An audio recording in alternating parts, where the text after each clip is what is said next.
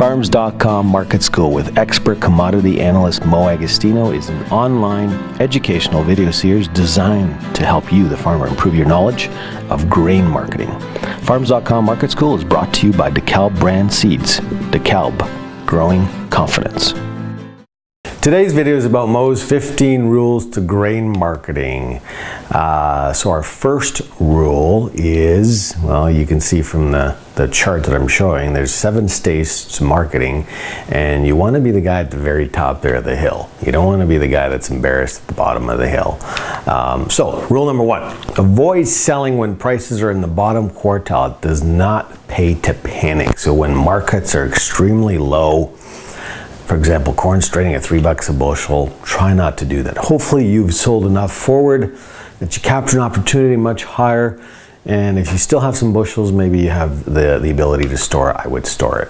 So here's an example with the 2011 December corn weekly futures chart, and you can see that there's that bottom quartile that I've highlighted. Try to avoid that. You know, if you bought enough time, you can see the market had rallied considerably 7 to 8 months later.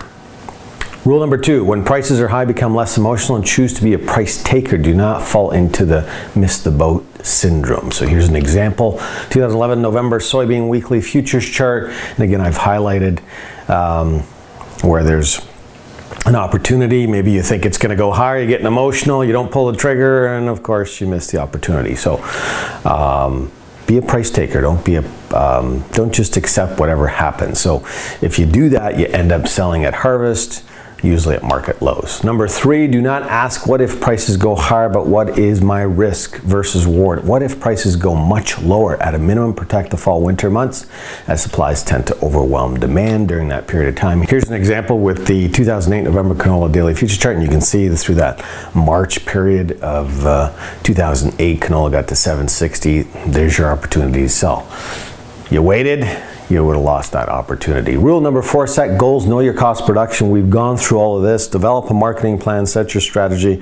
What are the instruments to use? And then execute, pull the trigger, because again, you can put that plan in place, but if you don't execute, why waste the time? Here's an example with the 2011 July Minneapolis wheat daily futures chart. And again, I've highlighted, circled where you need to be pulling the trigger. Historically, these are very good prices for wheat over a long period of time. Rule number 5, adapt your marketing plan as the market unfolds and protect prices with a floor using futures or options. So when there's no opportunity to physically book forward, maybe you use futures and options and you use those tools to protect the downside. Here's an example with the 2011 November canola daily futures chart. And again, I've highlighted where perhaps you didn't physically want to book it. Maybe your crop doesn't look so well.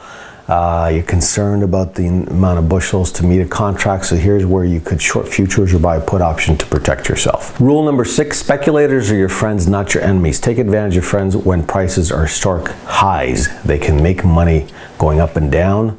You can only make money going up. The minute it starts to go down, you start to lose money. Here's an example with the 2011 April live cattle daily futures chart, and you can see that when I draw my trend lines, you got this upward sloping trend line. I've highlighted that you're at seasonal peaks, and perhaps through April that you need to sell that.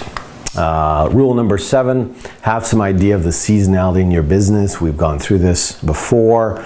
You got the 5, the 15, the 30 years. You probably want to pay more attention to the 5-year, 10-year, because things have changed over the last 30 years. But having some idea when things peak and trough is a good idea. Example for rule number 7, soybean seasonality. So you can see that seasonality in soybeans tend to peak through that spring, summer, and fall when supply is abundant during harvest. Rule number 8, risk management is not becoming an expert in speculating and making money in futures and options in Chicago. Learn to use these tools to manage the risk and volatility in your business. Here's an example with the 2011 July Chicago wheat daily futures chart. Again, I've highlighted where you should be managing your risk and volatility. Rule number 9, the objective each year is to make money, profit, grow your long-term equity. I think everybody would agree with that. And attain the top 25% of grain prices each year. If you can do better than that, that's great. but if you can consistently win at this game, you're going to do very, very well. Here's an example with the 2011 July Kansas City wheat daily futures chart. And again, I've highlighted where you should be selling in the top 25. In fact, if you sold here, it'd be even better than the top 25% of prices. Rule number 10, determine your risk tolerance. How much debt do you have? How far can you delay selling, receiving cash to pay bills? Here's an example with 2011 December corn daily futures chart. And again, I've highlighted where you should be selling some corn. It's well above the moving averages. It's time to pull the trigger and ring the bell for a top in the market. Rule number 11, if you hope for higher prices, use options of limited risk to chase prices. You can always buy the grain or bushels back on paper. So here's an example with the 2010 November canola daily futures chart. And I've highlighted, for example, where you may have sold some canola bushels. It wasn't the high. Maybe you thought it was a good opportunity, but there was potential for higher prices. That's where you maybe buy a call option. You buy those bushels back on paper, and that would have worked fairly well for you because the price had moved considerably higher. Rule number 12, determine the role of third parties, brokers and lenders, finance people in implementing your strategy. Rule number 13, and we've gone through that. Boone Pickens, the famous U.S. oil tycoon, says a fool with a plan will always beat a genius with no plan. So make sure you have a plan. Rule number 14, at a minimum, protect the fall winter months as supplies tend to overwhelm demand most years. So look to always try to anticipate a year, 2 years in advance. What's going to happen? What's the probability of big supply coming or maybe a very tight supply coming? Example for rule number 14, 2011 December daily futures chart. And you can see I've highlighted where you should have anticipated the future, should have sold some bushels, and you would have avoided the lows. Rule number 15. Luck should not be part of any business or risk management or marketing plan. You may get lucky 1 in 10 years. There's always an exception to the rule. Here's an example of the 2011 December corn daily futures chart. And again, very rare where prices explode to record highs. You need to be selling corn. Why store corn at these levels?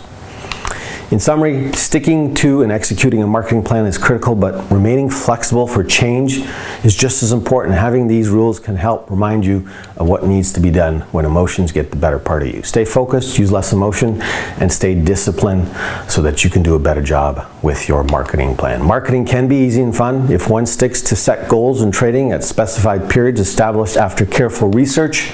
You can do very well.